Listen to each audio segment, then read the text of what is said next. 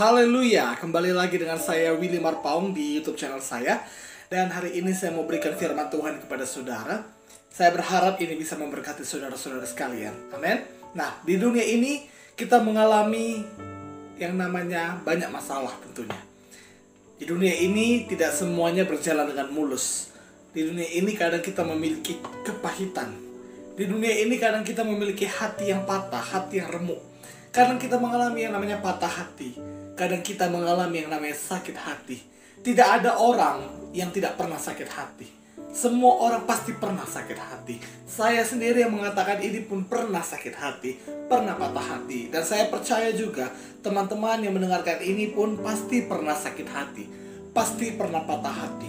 Kita bisa patah hati karena banyak hal. Mungkin karena kita diputusi pacar, kita mungkin ditinggali oleh sahabat kita dikhianati, atau kita patah hati karena dimarahi oleh manajer kita, dimarahi oleh dosen kita, dimarahi oleh guru kita. Lalu kita patah hati mungkin karena ada sesuatu yang tidak mengenakkan bagi diri kita, ada sesuatu yang mengganjal di hati kita, namun kita tidak bisa mengeluarkan pendapat kita. Atau mungkin kita bisa patah hati karena kita tidak didengarkan.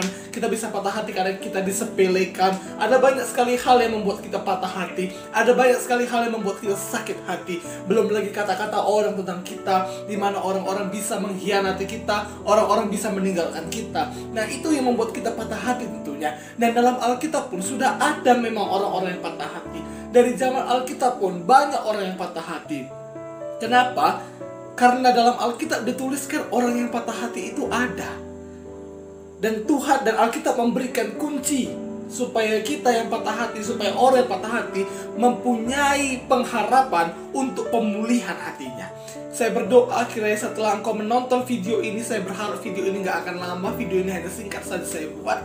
Saya berdoa kiranya setelah engkau nonton video ini, engkau diberkati, engkau mendapatkan kunci pemulihan, engkau mendapatkan berkat, ada pemulihan, ada damai dalam hatimu. Amin. Saya berharap video ini bukan sia-sia saya buat, tapi ini bisa memberkati saudara-saudari yang menontonnya.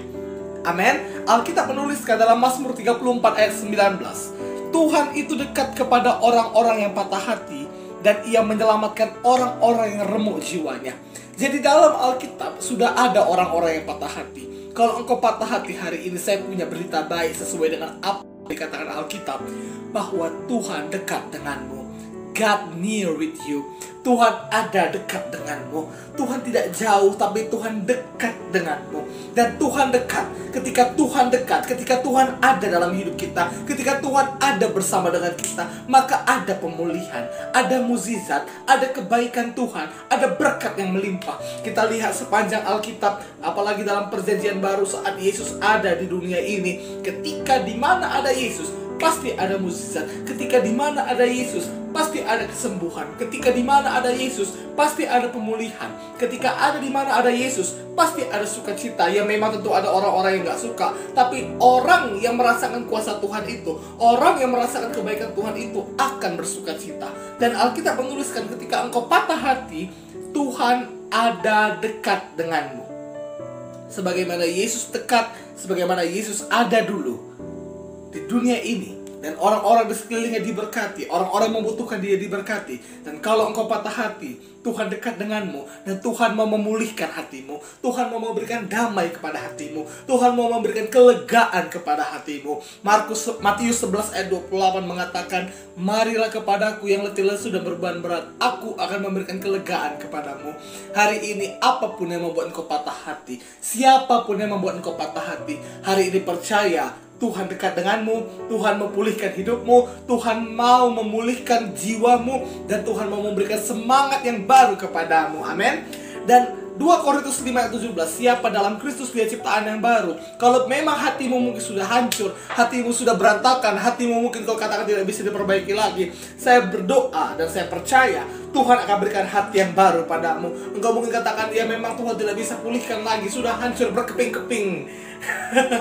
Tapi lihat baik-baik, Saya percaya Tuhan berikan hati yang baru padamu. Dan hati yang baru itu adalah hati yang baik, hati yang dari Tuhan, di mana Tuhan akan pelihara dan Tuhan akan jamin bahwa ada kebaikan yang selalu dinyatakan dalam hidupmu. Hari ini kalau engkau patah hati, kalau engkau ditinggalkan oleh pacarmu, kalau engkau ditinggalkan oleh sahabat-sahabatmu, engkau ditinggalkan oleh orang-orang yang kau kasihi, percaya Tuhan masih ada dekat denganmu. Tuhan masih bersama-sama denganmu. Dan kalau engkau patah hati, Tuhan pulihkan hatimu. Tuhan berikan hati yang baru. Tuhan berikan damai kepadamu. Tuhan berikan sukacita kepadamu. Tuhan berikan kelegaan kepadamu. Saya berdoa kiranya ini memberkati, kiranya ini menghibur, kiranya ini memotivasi saudara. Tetap semangat, tetap maju dalam Tuhan.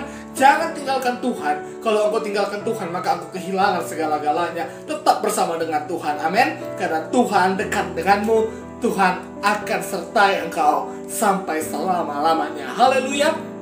Jangan lupa untuk subscribe YouTube channel ini dan aktifkan lonceng notifikasinya. Jangan lupa like, komen, dan juga share. Tuhan Yesus memberkati kita semuanya. Haleluya.